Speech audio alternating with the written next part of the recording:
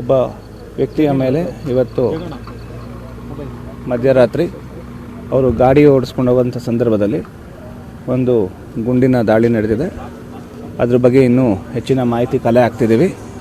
ಜೊತೆಗೆ ಏನು ಅದರಲ್ಲಿ 3 ಜನ ಟ್ರಾವೆಲ್ ಮಾಡ್ತಿರ್ತಾರೆ, ಅದರಲ್ಲಿ ಒಬ್ರಿಗೆ ಸಣ್ಣ ಪುಟ್ಟ ಗಾಯ ಆಗಿದೆ, ಇನ್ನೊಬ್ರಿಗೆ ಸ್ವಲ್ಪ ಹೆಚ್ಚಿನ ಗಾಯ ಆಗಿದ್ದು ಅವರು ಟ್ರೀಟ್ಮೆಂಟ್ ತೊಗೊತಿದ್ದಾರೆ. ಅವ್ರನ್ನ ಇನ್ನೂ ಎನ್ಕ್ವೈರಿ ಮಾಡಬೇಕಾಗಿದೆ, ಅವರಿಂದ ಹೆಚ್ಚಿನ ಮಾಹಿತಿ ಪಡಬೇಕಾಗಿದೆ. ಜೊತೆಗೆ ಇದರ ಹಿನ್ನೆಲೆಯನ್ನು ನಾವಿನ್ನೂ ಪರಿಶೀಲನೆ ಮಾಡಬೇಕಾಗಿದೆ. ಇದೆಲ್ಲ ನಾವು ಪರಿಶೀಲನೆ ಮಾಡಿದ ನಂತರ ಇನ್ನೂ ಹೆಚ್ಚಿನ ಮಾಹಿತಿಯನ್ನು ನೀಡ್ತೀವಿ. ಗಾಯಾಳು ಹಿನ್ನೆಲೆ ಏನು ಅಂತೇಳಿ ಸರ್, ಎಷ್ಟು ರೌಂಡ್ ಫೈರ್ ಮಾಡಿದ್ದಾರೆ? ಸದ್ಯಕ್ಕೆ ಮೇಲ್ನೋಟಕ್ಕೆ 1 ರೌಂಡು ಫೈರಿಂಗ್ ಮಾಡಿರೋದು ತಿಳಿದು ಬರ್ತಿದೆ. ಹಾಗೂ ಏನು ಡ್ರೈವರ್ ಇದ್ದಾರೆ, ಅವರು ಡ್ರೈವರಿನ ಮಾಹಿತಿ ಪ್ರಕಾರ ಅವರೂ ಕೇವಲ ಒಂದು ದೊಡ್ಡ ಶಬ್ದ ಕೇಳಿಸ್ತು ಅಂತ ಅವರು ಮಾಹಿತಿ ನೀಡಿದ್ದಾರೆ. ಇನ್ನೂ ಅವ್ರನ್ನ ಎಲ್ಲರನ್ನೂ ಹೆಚ್ಚಿನ ವಿಚಾರಣೆಗೆ ಒಳಪಡಿಸಿದ ನಂತರ ನಮಗೆ ಇನ್ನೂ ಹೆಚ್ಚಿನ ಮಾಹಿತಿ ದೊರಕಲಿದೆ.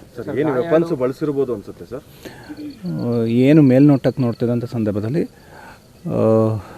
ಇದು ಯಾವುದಾದ್ರೂ ಒಂದು ಶಾರ್ಟ್ ಗನ್ ಯೂಸ್ ಮಾಡಿರೋವಂಥದ್ದು ಮೇಲ್ನೋಟಕ್ಕೆ ಕಂಡು ಬರ್ತಿದೆ. ಬಟ್ ನಮ್ಮ FSL ಟೀಮು ಅವರೆಲ್ಲ ಬಂದಿದ್ದಾರೆ, ಅವ್ರೇನು ಮಾಹಿತಿ ಕೊಡ್ತಾರೆ ಅದರ ಮೇಲೆ ನಾವು ನಂತರದಲ್ಲಿ ನಮಗೆ ಇನ್ನೂ ಹೆಚ್ಚಿನ ಮಾಹಿತಿ ದೊರಕುತ್ತೆ. ಅದ್ರ ಬಗ್ಗೆ ಇನ್ನೂ ಹೆಚ್ಚಿನ ಮಾಹಿತಿ ಕಲೆ ಹಾಕಬೇಕಾಗಿದೆ. ಕಾರಲ್ಲಿ ಎಷ್ಟು ಜನ ಇದ್ದರು? ರಿಟರ್ನ್ ಫೈರ್ ಏನಾದರೂ ಆಗಿದೆಯಾ? ಅದ್ರ ಬಗ್ಗೆ ಇನ್ನೂ ನಮಗೆ ಏನೂ ಮಾಹಿತಿ ಇಲ್ಲ. ಕಾರಲ್ಲಿ 3 ಜನ ಇದ್ದಾರೆ. ಸೊ ಇನ್ನೂ ನಾವು ಅವ್ರನ್ನೆಲ್ಲರನ್ನೂ ಕರೆದು ವಿಚಾರಣೆ ಮಾಡಿದ್ರೆ ಇನ್ನೂ ಹೆಚ್ಚಿನ ಮಾಹಿತಿ ದೊರಕುತ್ತೆ. ಬುಲೆಟ್ ಸಿಕ್ಕಿದೆ ಸರ್ ಈಗ ಕಾರಲ್ಲಿ ಫೈರ್ ಆಗಿದೆ? ಇಲ್ಲ, ಸದ್ಯಕ್ಕೆ ಅಂಥದ್ದು ಅದು ಇಲ್ಲ. ಇನ್ನೂ ಸಂಪೂರ್ಣವಾಗಿ FSL ಟೀಮ್ ಬಂದು ಅದನ್ನೆಲ್ಲ ನಾವು ಸಂಪೂರ್ಣವಾಗಿ ಅವರು ಚೆಕ್ ಮಾಡಿದ ನಂತರ ನಮಗೊಂದು ಕ್ಲಾರಿಟಿ ಸಿಗುತ್ತೆ. ಸರ್ ಗಾಯಾಳು ಸರ್ ಅವರು ಏನೋ ಗನ್ಮ್ಯಾನ್ ಹೊಂದಿದ್ರು ಸರ್, ಆ ಗನ್ಮ್ಯಾನ್ ಇದ್ದಾರೆ ಸರ್ ಅವ್ರಿಗೆ ಸೆಕ್ಯೂರಿಟಿ, ಪ್ರೈವೇಟ್ ಸೆಕ್ಯೂರಿಟಿ ಇದ್ದಾರೆ, ಅದ್ರ ಬಗ್ಗೆ ಹೆಚ್ಚಿನ ಮಾಹಿತಿ ಪಡಬೇಕಾಗುತ್ತೆ. ಎಸ್, ಇದು SP ಅವರ ಮಾತು. ಅಂದರೆ ನಿನ್ನೆ ರಾತ್ರಿ ಕೊಟ್ಟಿರುವಂತಹ ಹೇಳಿಕೆ ಇದು. ಸದ್ಯ ಈಗಾಗಲೇ SP ಅವರು ಸ್ಥಳಕ್ಕೆ ಬಂದಿದ್ದಾರೆ, ಪರಿಶೀಲನೆಯನ್ನ ನಡೆಸ್ತಾ ಇದ್ದಾರೆ. ಶ್ವಾನದಳ ಬಂದಿದೆ, FSL ಟೀಮ್ ಬಂದಿದೆ, ಎಲ್ಲರೂ ಸಹ ಈಗ ಮಾಹಿತಿಗಳನ್ನ ಕಲೆ ಹಾಕಿದ್ದಾರೆ. ಇಂಪಾರ್ಟೆಂಟ್ ಆದಂತಹ ಸಾಕ್ಷಿಗಳು ಸಿಕ್ಕಿದೆ, ಅದರಲ್ಲಿ ಮೊಬೈಲ್ ಸಿಕ್ಕಿದೆ, ಬ್ಯಾರೆಲ್ ಗನ್ ಬುಲೆಟ್ ನ ಶೆಲ್ ಪತ್ತೆಯಾಗಿದೆ. ಇವೆಲ್ಲವನ್ನ ಸಹ ಇಟ್ಕೊಂಡು ಈಗ ತನಿಖೆಯನ್ನ ಆರಂಭ ಮಾಡಲಿದ್ದಾರೆ. ಸದ್ಯಕ್ಕಂತೂ ಪರಿಶೀಲನೆ ಮುಂದುವರೆದಿದೆ. ಇಂಚಿಂಚು ಜಾಗವನ್ನು ಬಿಡದೆ ಈಗ ಪೊಲೀಸರು ತಲಾಶ್ ನಡೆಸ್ತಾ ಇದ್ದಾರೆ. ಎಲ್ಲಿಂದ ಫೈರಿಂಗ್ ಮಾಡಿದ್ರು, ಅಲ್ಲಿ ಸಿಕ್ಕಿರುವಂತಹ ಮೊಬೈಲ್, ಅಲ್ಲಿಂದ ಫೈರಿಂಗ್ ಆಗಿರುವಂತದ್ದು ಬುಲೆಟ್ ಶೆಲ್ಗಳು, ಅವೆಲ್ಲವೂ ಸಹ ಈಗ ಪತ್ತೆ ಆಗಿದ್ದಾವೆ. ಡ್ರೈವಿಂಗ್ ಸೀಟ್ ಅನ್ನ ಟಾರ್ಗೆಟ್ ಮಾಡಿ ನಡೆದಂತಹ ಫೈರಿಂಗ್ ಇದು. ಯಾವಾಗ್ಲೂ ಸಹ ತಾವೇ ಡ್ರೈವ್ ಮಾಡ್ಕೊಂಡು ಹೋಗ್ತಾ ಇದ್ದಂತಹ ರಿಕ್ಕಿ ರೈ ಅವರು ಈ ಬಾರಿ ಡ್ರೈವರ್ ಅನ್ನ ಕರ್ಕೊಂಡು ಹೋಗಿದ್ರು.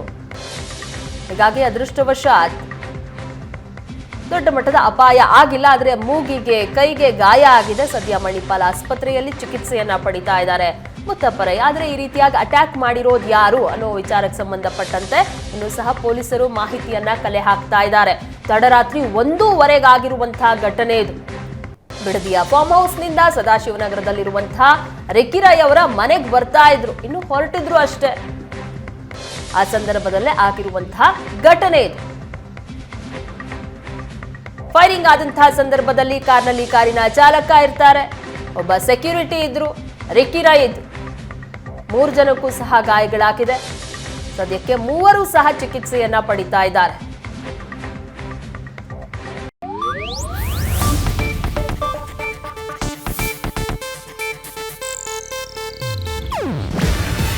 ಇದು ಏಷ್ಯಾನೆಟ್ ನ್ಯೂಸ್ ನೆಟ್ವರ್ಕ್ ಪ್ರಸ್ತುತಿ.